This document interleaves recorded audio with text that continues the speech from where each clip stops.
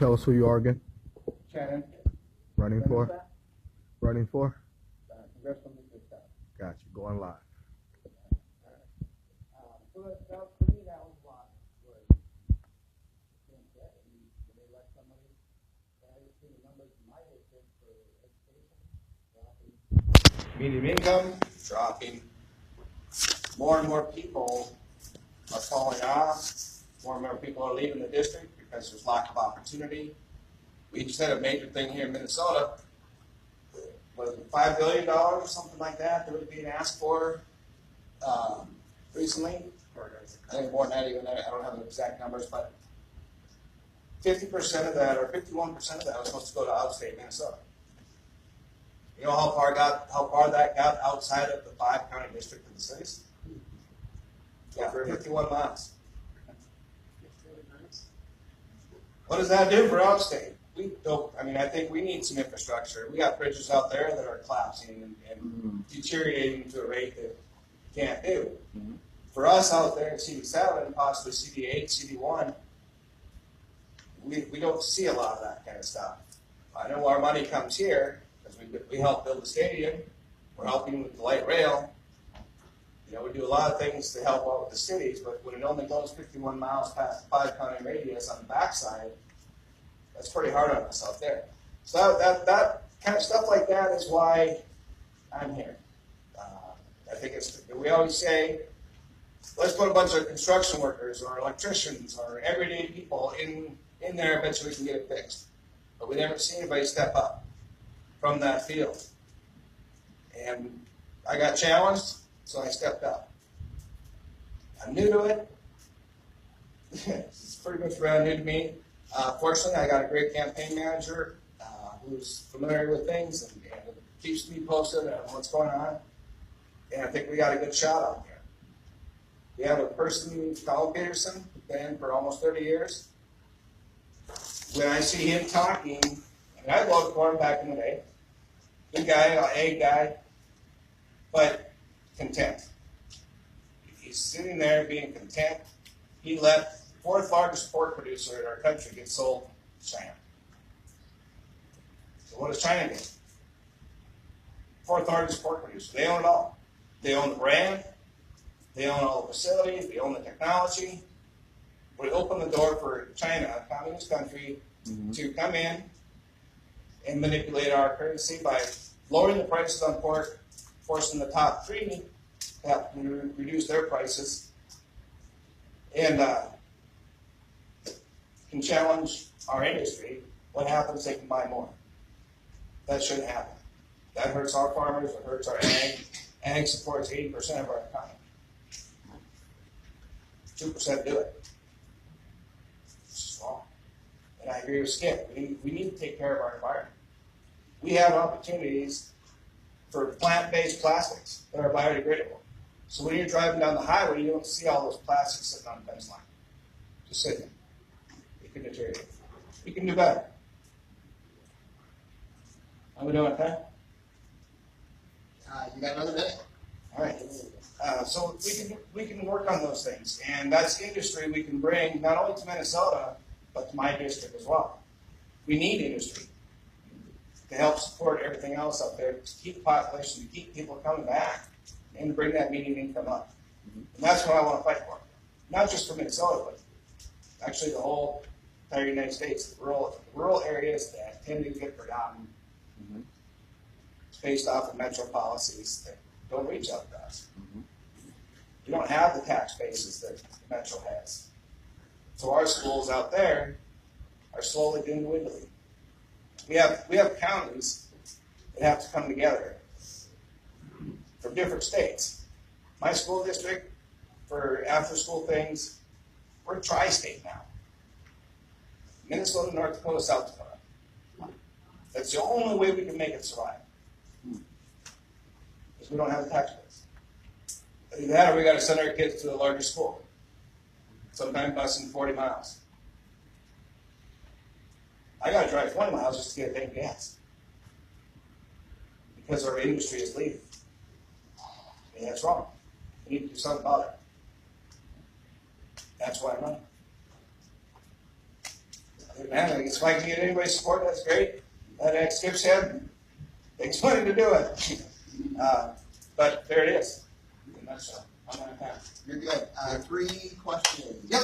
So I was just gonna brief up the body here on the rules. We will have 3 questions from the delegates. You'll have 45 seconds to give your questions, and then you'll have 2 minutes to respond to those questions. So, yes. Jen, what's your background? What do you do for a living? Do you have family? No, I'm your typical average guy, right? What town are you from? I graduated out of Warren High. I currently reside in Campbell, Minnesota. It's kind of a little town. I live out in the country, right? In between Breckenridge and Fergus Falls. Oh, okay. It's kind of over in that area. I got 2 kids. Daughter is 16, soon to be 17 here in the 11th, and then a son of 14. I am a single parent. I have custody. Long story, so I won't go there.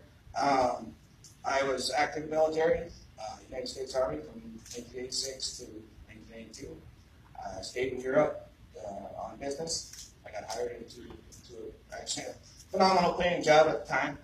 For a 25-year-old to have that experience was awesome. But when they shut down bases overseas, when I was there, when walking down in Berlin, so I got to see all that excitement. And after they did that, the business kind of went down, so I came back to the United States and found out that my business experience over there didn't mean anything back here. So from that point, I did manage 2 businesses. I've been in the pharmacy industry. I've been in the water treatment industry. I've been in several other businesses. I tried starting my own business. Got all the way up there to when the SBA told me that I didn't qualify.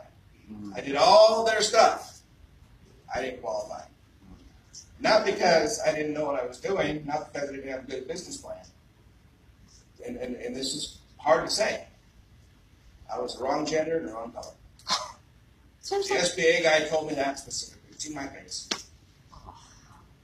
And I thought, wow, really? That's what it comes down to? I thought we were all Americans. That opened my eyes a lot. That was a number of years ago, but and currently I'm doing pest control. Got to put food on the table and things like that. So that's what I'm doing now. Can you tell me your knowledge of treaty rights, use of fructuary rights, and sovereignty? I probably don't have a whole lot of knowledge on it. Just because I'm not very familiar with that. I believe you're asking about, talking about reservations, things like that, and treaties. I'm not very versed on that. It would be something I am looking at doing because I'm not too far from that area, and I love going up to the Monoman area. There's some great fishing things up there and stuff, so that, and then Strawberry Lake is up in that White Earth area. Not White Earth, Strawberry Lake, up north of the Elm, Strawberry Lake's there. And I do have a lot of Native American friends, so it's something I need to get rushed on. Honestly, I don't have a lot of information. Sorry. Be honest. What do you see as Go ahead. What do you see as the key issues in your district as you're campaigning?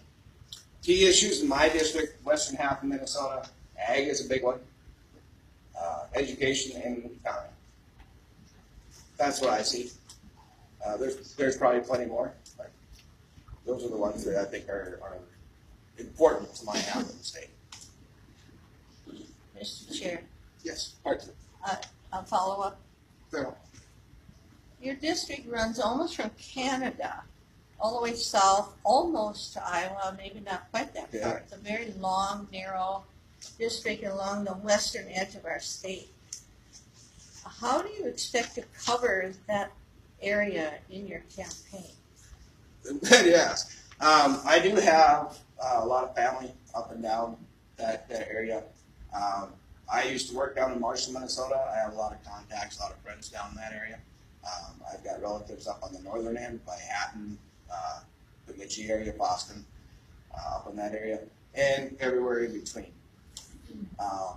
just a lot of friends. And I went out and got a different vehicle so that I can do a lot of driving on the weekends and in the evenings. In the evenings, I'll probably stay more local, but on the weekends, I plan on.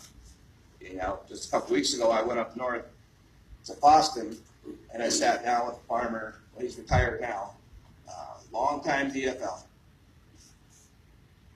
And when I first started talking to him, when he found out I was running, he thought I was absolutely crazy. He goes, "You're going against Colin Peterson. You don't have a chance." I said, "Yeah, I've heard that before." But as we started talking, within the hour, he goes, "You got points. If you can make those points stick, you got a chance." This is an 80-year-old DFL, long-time farmer. So I figure if I can do that with this guy, I can do it with a lot of guys. We only had three. I'll take them all. You can come see me But, after. we need to move on. I apologize for those who have more questions. Well, it's just one that he can answer before he enters office. But not here, not now. So we'll move on. We do need the nomination. No, then the screening report automatically enters into the nomination. That is correct. Thank you very much. So we have the nomination already, so we don't have to do that little detail. So thank you very much, Chad.